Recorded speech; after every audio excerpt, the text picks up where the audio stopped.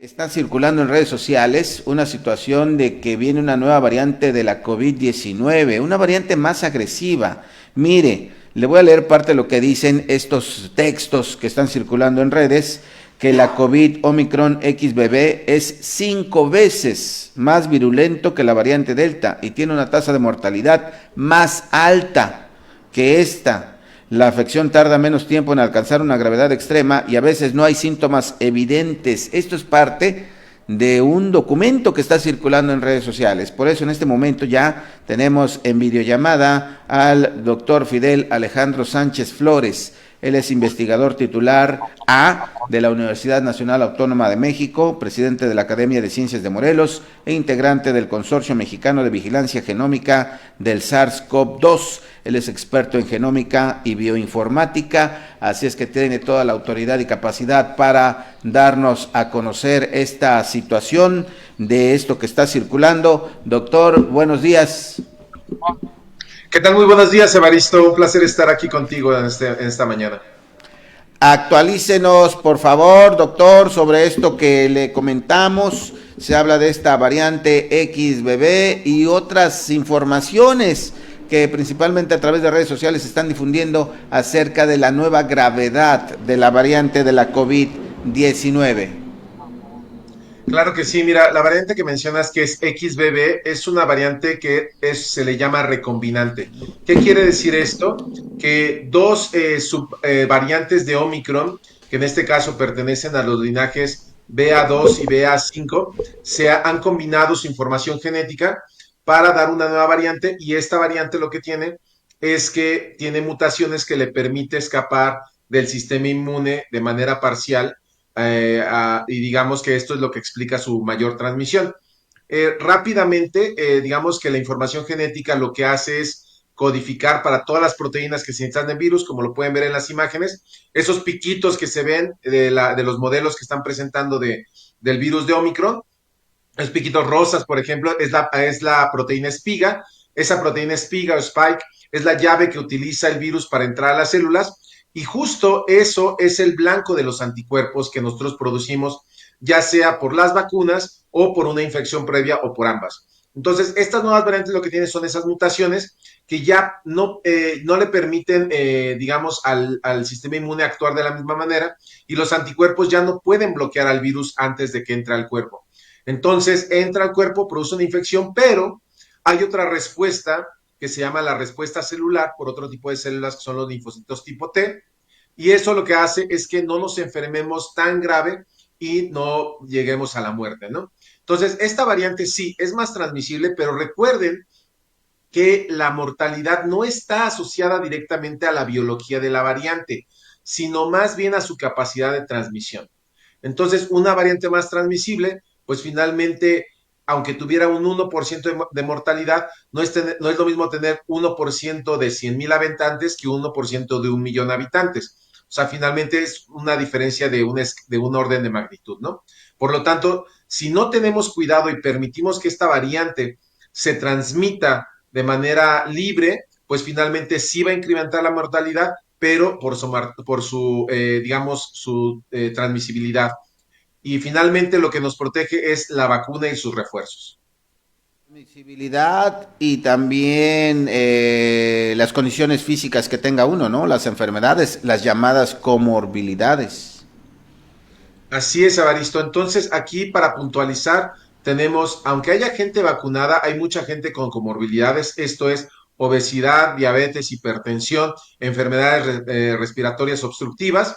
Y por otro lado, tenemos a los mayores de 65 años, que aunque tengan sus refuerzos, el sistema inmune de esas personas ya se le llama menguante. Quiere decir que ya su sistema inmune no es tan potente o tan versátil para responder a estas infecciones, y aún con los refuerzos puede haber mucho riesgo. Y el otro sector vulnerable son los niños menores de 5 años, sobre todo los cuales no han recibido una sola dosis porque el gobierno federal no ha hecho las gestiones para hacer la compra de las vacunas que se requieren para vacunar a este grupo etario.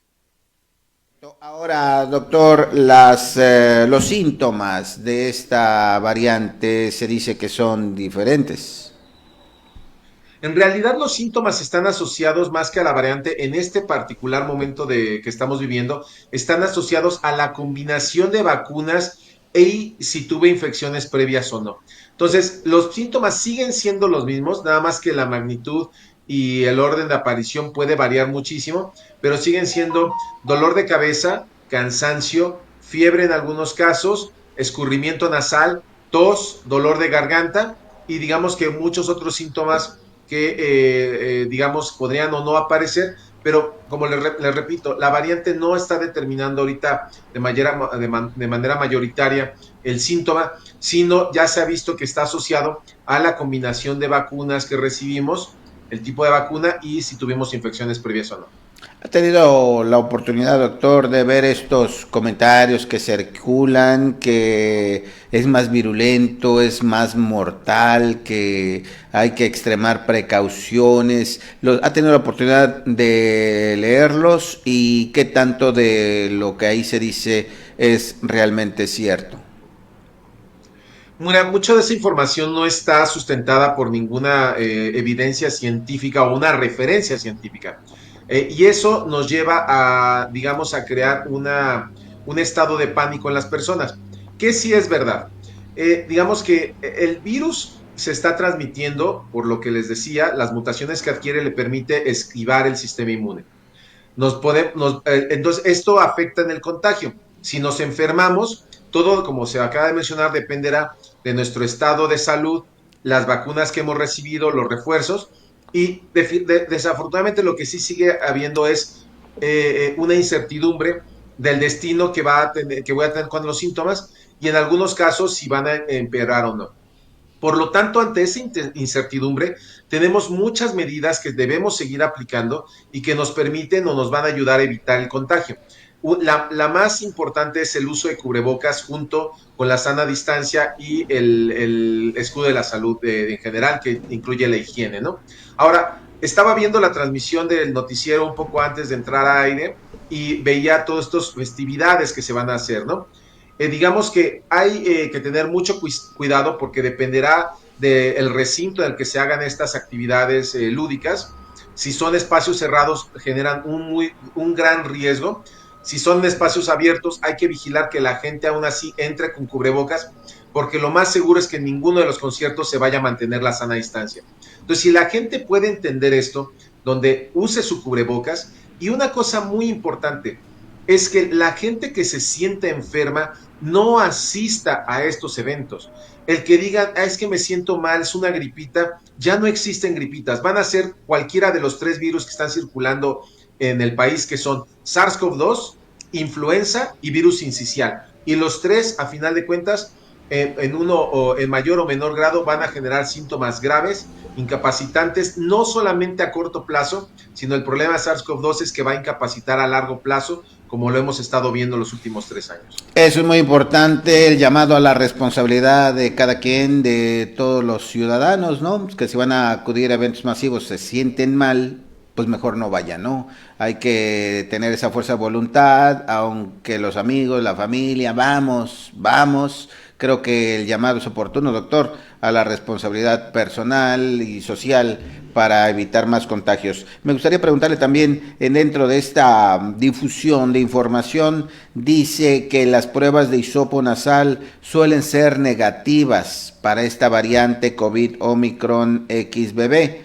Y los casos de falsos negativos en las pruebas nasofaríngeas se están aumentando. Es decir, va uno al módulo de pruebas antigénicas y con los síntomas y podría resultar negativo. ¿Esto es correcto? Así es. Por eso hago mucho hincapié en lo de los síntomas.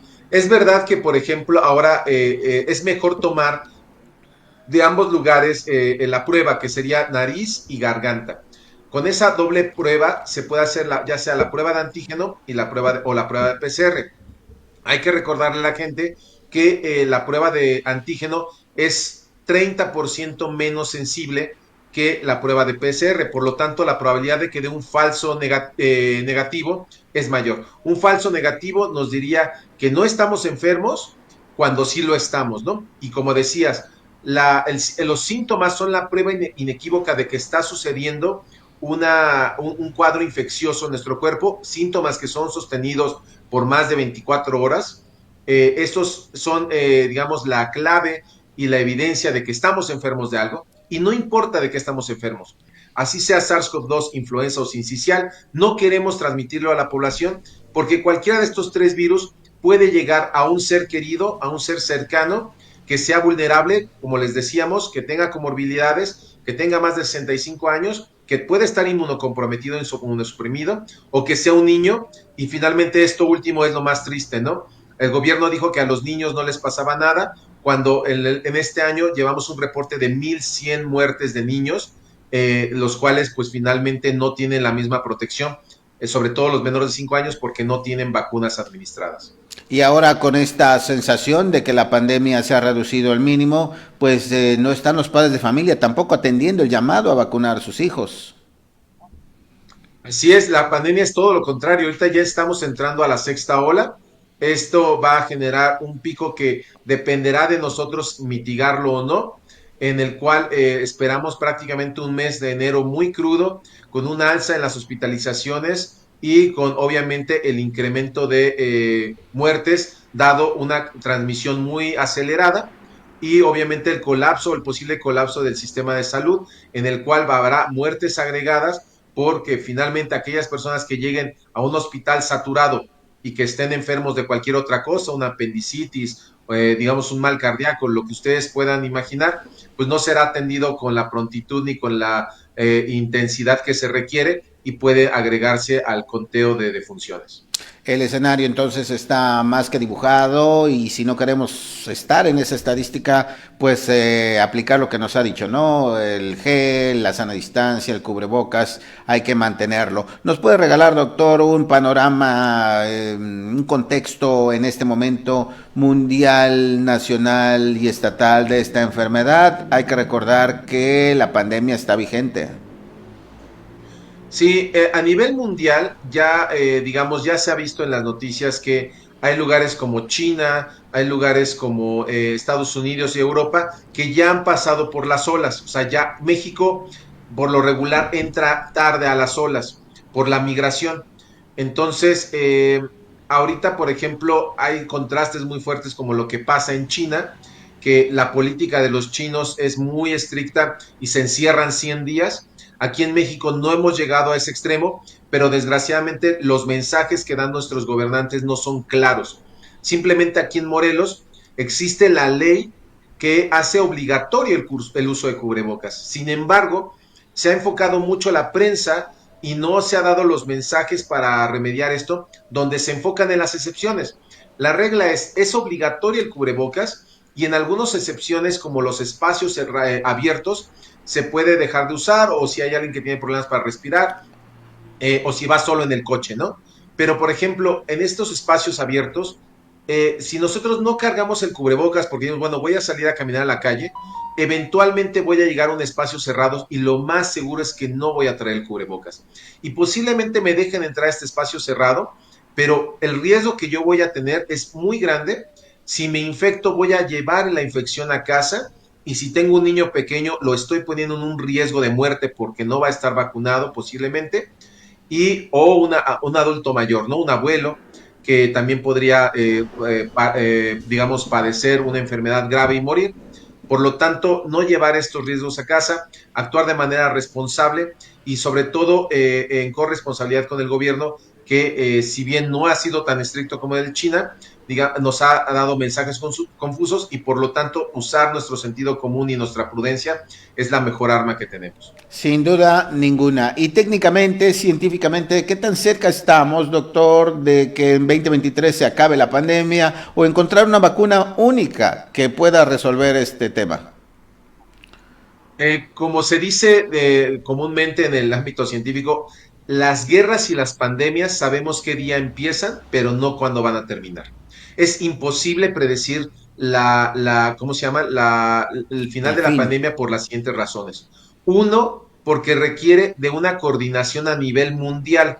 Esta coordinación, ¿qué implica para que acabemos la pandemia? Primero, que sea un esfuerzo de vacunación mundial donde en todo el mundo se administre las vacunas y estas vacunas sean las que sean adecuadas para las variantes que están circulando. Por ejemplo, en México no se ha aplicado un solo refuerzo que tenga de la vacuna bivalente, que tiene la información de las variantes Omicron.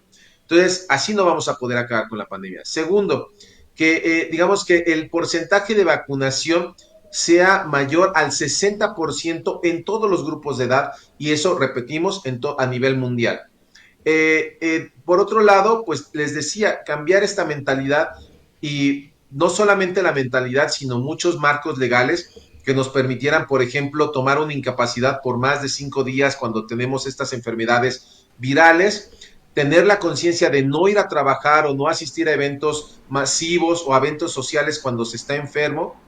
Y finalmente todo esto nos va a llevar a terminar un día, posiblemente en 3 años, si se hacen todos estos esfuerzos, y finalmente con la conciencia de la gente. Y por ponerlos en contexto, hay otras enfermedades que tienen remedio, no tienen vacuna, pero simplemente por mencionar una, que es el VIH, cuya transmisión no es tan acelerada. Sin embargo, se ha hecho cálculos donde si todas las personas actuaran de manera responsable usando preservativo, en una generación se hubiera acabado o se terminaría con el VIH. Sin embargo, no lo hemos podido, digamos, bloquear o reducir desde los años 80. Entonces, eso nos habla de la importancia de la conciencia y la corresponsabilidad que tienen las personas para poder acabar o erradicar un patógeno que produce una pandemia.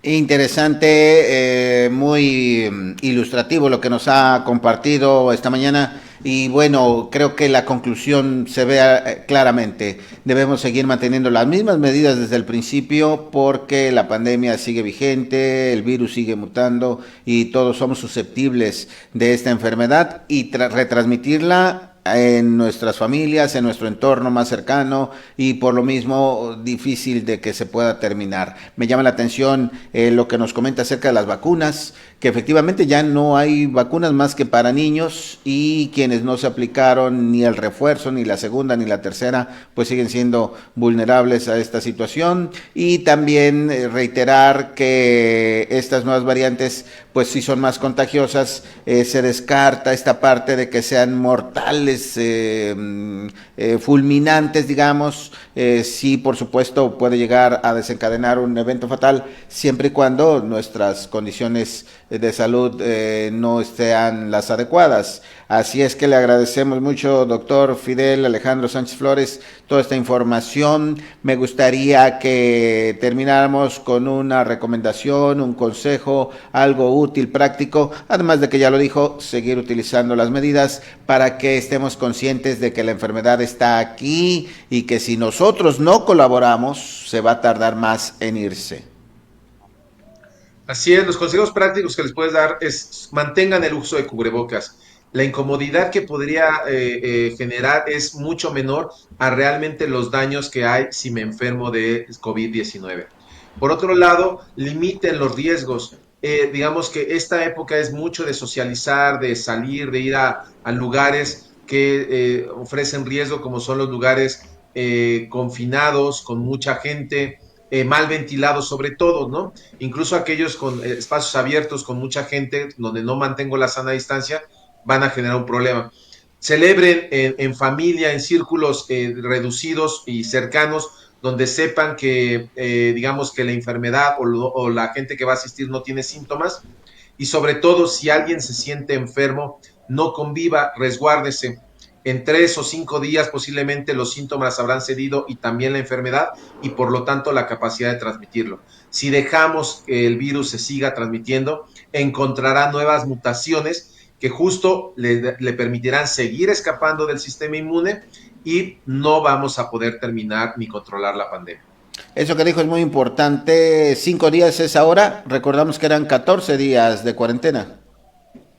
Sí, de hecho, con estas nuevas variantes de Omicron se ha cortado mucho el periodo, todos los periodos, desde el asintomático hasta el, digamos, el curso de la enfermedad, y finalmente 5 días podrían ser suficientes. Obviamente, el uso de cubrebocas debe ser necesario, o es imperativo que después de haberse recuperado se siga usando el cubrebocas, porque siempre hay una pequeña carga viral que, aunque va a la baja, es posible que se pueda seguir transmitiendo. Entonces, 5 días, 10 sería lo ideal, donde las pruebas científicas demuestran que con estas variantes ya hay una reducción casi del 80%, y obviamente 14 días es para asegurarnos que ya el virus está prácticamente desaparecido de nuestro organismo. Serviría, doctor, que si asumimos que tenemos la enfermedad, pues ya ni vamos a hacernos la prueba, mejor nos confinamos, mejor nos cuidamos, mejor tomamos las medidas para no contagiar y nos esperamos 10 días, así podría ser. Eso es prudente, eso sería lo más prudente y sensato, dado que aunque la prueba fuera negativa para SARS-CoV-2, recuerden, como les mencioné, ahorita hay una trifecta de virus, que es el virus de SARS-CoV-2. Si salgo negativo a ese, podría ser el virus respiratorio sincicial, y si no es ese, podría ser influenza, y obviamente si me vacuné contra influenza, pues eso reduce las posibilidades. Pero de todas maneras, como les decía, un cuadro infeccioso, pues son síntomas sostenidos por más de 24 horas, en los cuales voy a tener seguridad de que tengo algún tipo de infección, y aunque no sea un virus, podría ser una bacteria, podría ser un organismo patógeno que no queremos ir transmitiendo. Correcto, y le agregamos a estos consejos prácticos informarse de fuentes confiables, ¿no? Verificar de dónde viene la información que está circulando, quién la dice, de dónde la tomaron, si es científica o no, y aprovechamos para preguntar si la Academia de las Ciencias de Morelos tiene este tipo de información en algún sitio. En nuestra página, por ejemplo, hemos publicado, tenemos una columna que se publica en la Unión de Morelos todos los lunes. Ahí pueden encontrar una cantidad bastante importante de artículos sobre SARS-CoV-2, sobre la enfermedad, sobre métodos de detección, sobre cosas que realmente sirven, por ejemplo, como el cubrebocas, cosas que ya no sirven, como el tapete sanitizante, que ya veo que ya muchos los han quitado por fin, tardaron mucho tiempo. La toma de temperatura tampoco, porque nunca se hizo bien, y aparte ahora ya no necesariamente es un síntoma inequívoco. Entonces, todo eso lo pueden encontrar en la página de acemor.org, y ahí encuentran la columna, y además, por ejemplo, hemos publicado información relevante para los niños en un documento que hicimos para el regreso seguro a clases. De todas maneras, cualquier cosa nos pueden contactar vía nuestra página, vía las redes sociales. Tenemos Facebook, tenemos Twitter como Acemor, y a final de cuentas esos son los medios por los cuales podemos darles la información necesaria. Perfecto, antes de difundir una información que no sabemos dónde es, podemos consultar a la Academia de Ciencias de Morelos. Muchas gracias, doctor Fidel Alejandro, que tenga un excelente día. Igualmente, Baristo, un placer haber estado con ustedes, y ojalá que la gente se cuide mucho en estas fiestas.